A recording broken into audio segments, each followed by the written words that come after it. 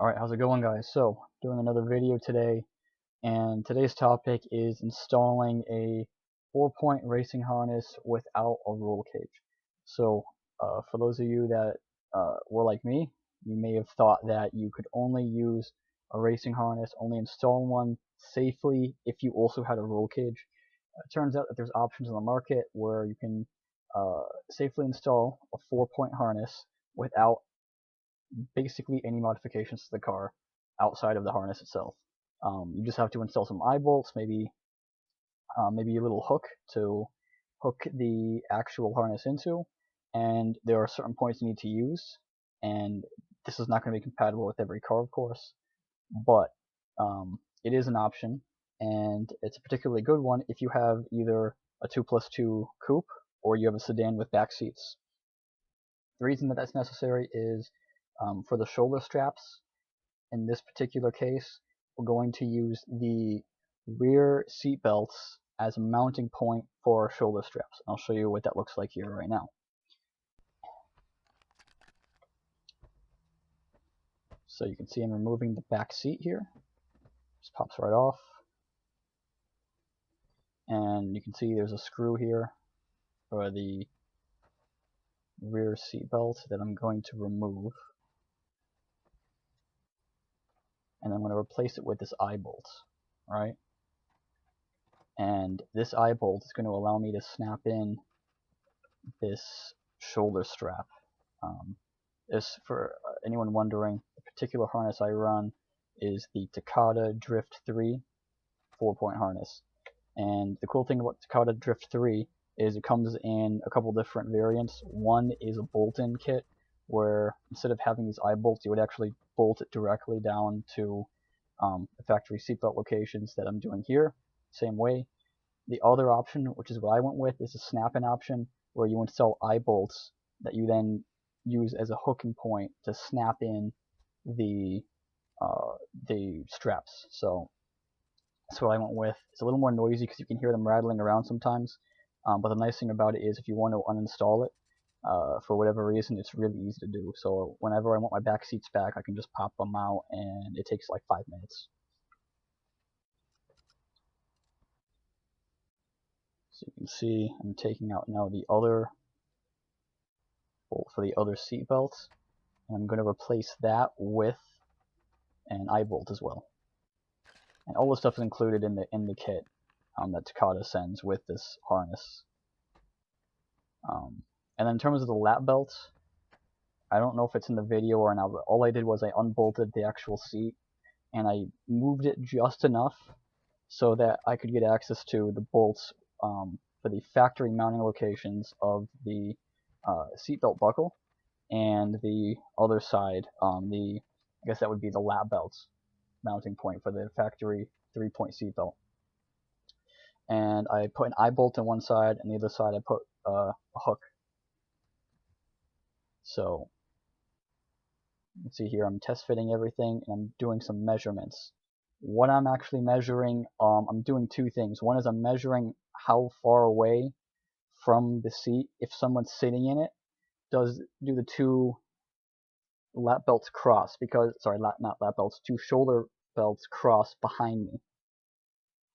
That's important because if you're installing them like this, you want that crossing point to be at least 20 inches away from where the harness touches your shoulders. That's number one. Number two is you want this to be no more than 45 degrees tilted downwards. If it's more than that, it's actually unsafe. And I'll show you an example of exactly how you don't want to install this if you want to do this safely and properly. Let's see. So I basically just confirmed the angles. You also want to make sure that the lap belt, if someone's sitting in that seat, it's useful to have somebody sitting in here while you're doing these measurements, of course. I didn't get a video of that, but I did do the measurements. Basically, if you have someone sitting in the seat with the harness tightened up, you want to measure, as well as the shoulder straps that we just mentioned, the lap belt. And you want to measure is, if you're looking at the side of the car, make a straight line, right? Like parallel with the floor. And then you want that lap belt to be 60 degrees tilted upwards towards the person's hips that's sitting in it. I'll show you what that looks like as an example. So this is straight from Takata's manual right here. So this belt here, we want it to be 60 degrees tilted downwards, plus or minus 10 degrees. So if it's 50 degrees, that works. If it's 70 degrees, that also works, but you want it to be in that range. We just went over this. More than 20 degrees where those lap belts cross over each other, as measured from where they contact your shoulders.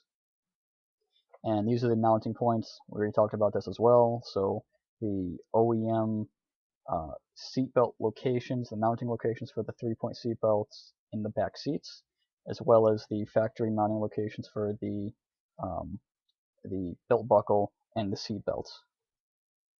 And we just talked about as well the snap-in versus the bolt-in option. So this is what the bolt-in option looks like. These are one-time use only, so you bend them once, you install them. After that, you have to get new ones.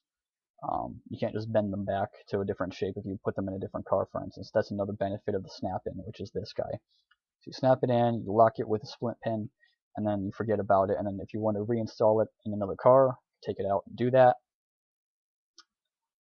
I think that's about all you need to know about installing. Oh, right, and the seat type. So this is, almost forgot about this. So you can see you can install this style of harness, basically any seat, even OEM seats. You don't have to be some kind of crazy aftermarket bride seat that costs $5,000, but it has to have pass-throughs of some kind through the headrest. So you can't run it without a headrest like this, and you can't run it with a seat that doesn't have some kind of proper pass-through for a harness. So you can use this style of seat, which is what I have in my car, with the 2 pins holding up that neck support, or the head support. You can use this style as long as the center of, or rather the edge of that support for the headrest is at least 75 millimeters away from the edge of the seat. Obviously, buckets with proper belt pass-throughs are ideal, and they'll work.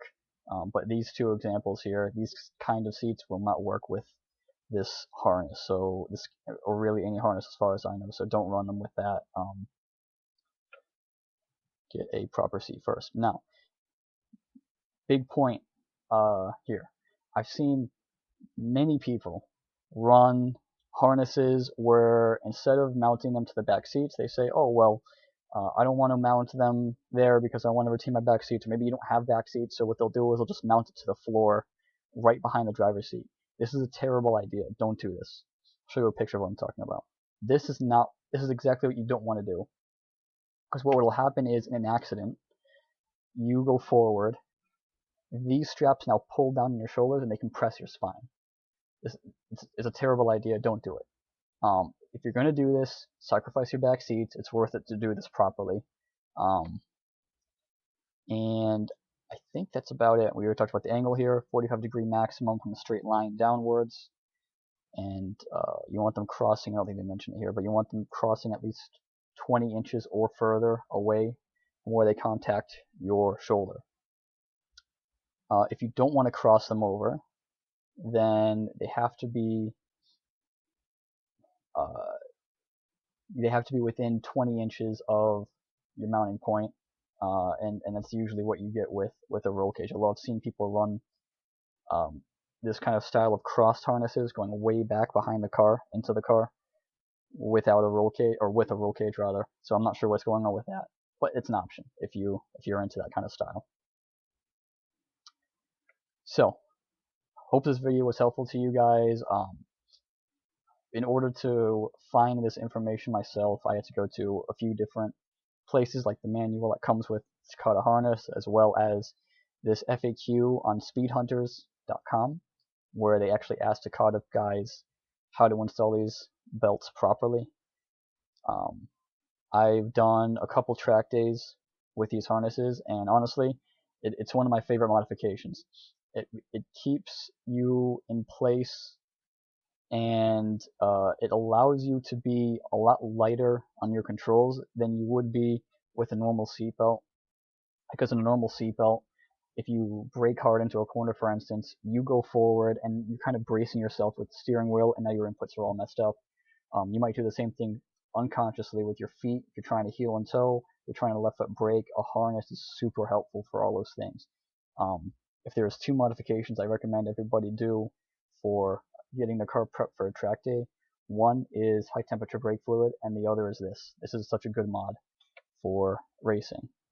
So, hope this video was helpful, and I wish you guys the best of luck in installing your harnesses. And if you have any questions, leave them in the comments below, and I'll see you guys in the next video.